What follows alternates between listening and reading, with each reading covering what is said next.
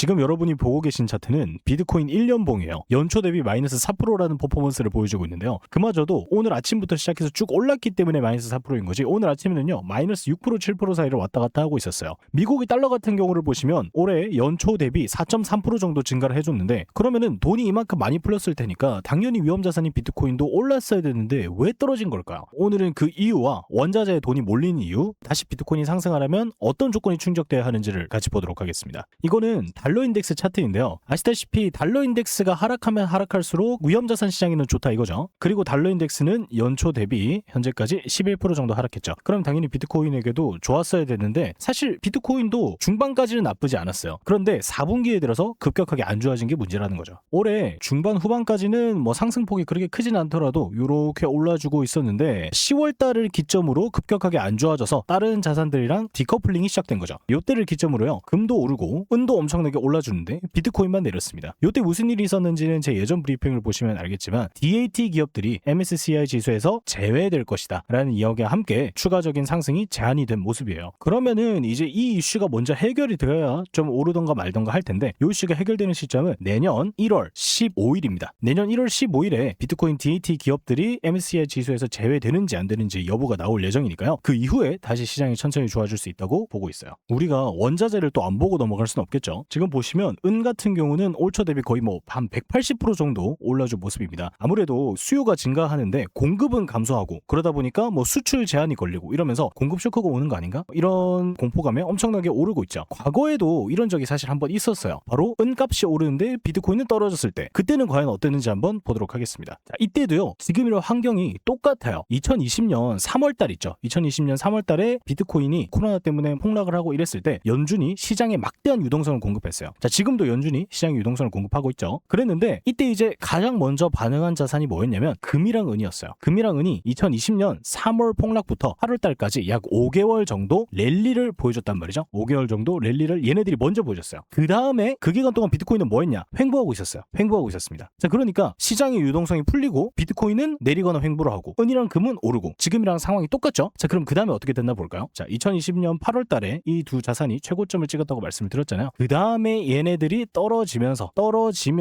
자금이 위험자산으로 이동하기 시작했어요. 그때부터 바로 비트코인이 상승을 해준 거죠. 그러니까 유동성이 늘어나기 시작하고 뭐 이제 수요도 증가하고 이런 것들이 겹치다 보니까 아무래도 금과 은이 제일 먼저 반응을 하고요. 얘네들이 먼저 가준 다음에 쉬어가는 타이밍에 위험자산으로 돈이 좀 몰릴 수 있다는 거죠. 자, 그러면은 은이랑 금이 비트코인을 두고 랠리가 나오기 시작한 시점이 10월 말이잖아요. 그러면 단순하게 계산을 해봤을 때 내년 3월달, 4월달쯤에 다시 시장이 좋아지고 위험자산으로 돈이 몰리고 비트코인도 재상승, 랠리가 나올 수 있지 않을까 생각을 하게 되는데, 여기서 또 공교롭게도 올해 10월달, 12월달에 있었던 금리 인하로 인해서 유동성이 증가한 게 시장에 반영이 되는 시점도 내년 2월달쯤이라는 거죠. 그래서 저는요 비트코인의 본격적인 랠리가 나오는 시점은 내년 1분기의 끝자락이 아닐까 생각을 합니다. 그러니까 한 3월달, 2월달 정도가 되겠죠. 왜냐면 솔직히 지금 당장 시장 투자 환경을 보면은 비트코인이 연속 상승 랠리가 나와줄 것인가 하는 의견에는 조금 회의적이게 된단 말이죠. 일단 ETF 매도세도 계속되고 있고요. 미국의 고래 매도세도 계속되고 있고요. 미국의 리테일 자금 개인 매도세도 계속되고 있습니다. 뭐 줄어들고 있다곤 하지만 여전히 강한 상태고요. 거기다가 레버리지 사용률도 높기 때문에 한쪽 방향으로, 특히 상승으로 추세가 쭉 진행되기는 무리가 있다라고 보고 있는 거죠. 지금 비트코인을 보면은 짧은 그림에서 오늘 상승이 좀 나와주고 있거든요. 그러면 요것도 페이크냐라고 한다면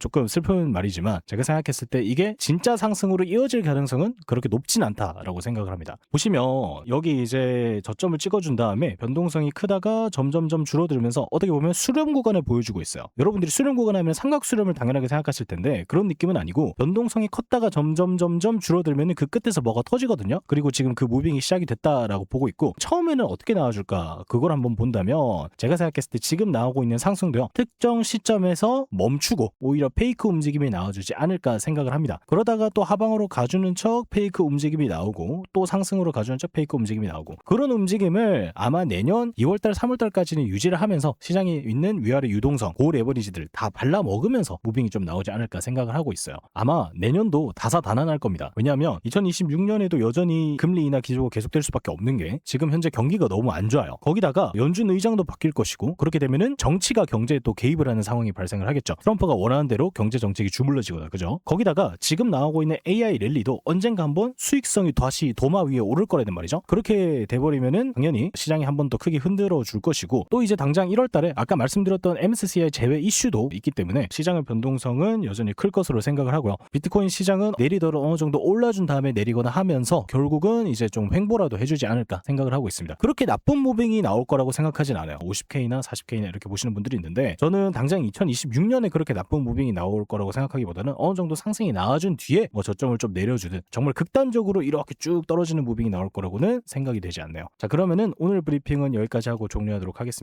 다음 브리핑에서는 2026년 1분기에 어떤 악재 호재가 있는지 한번 본격적으로 다뤄볼게요.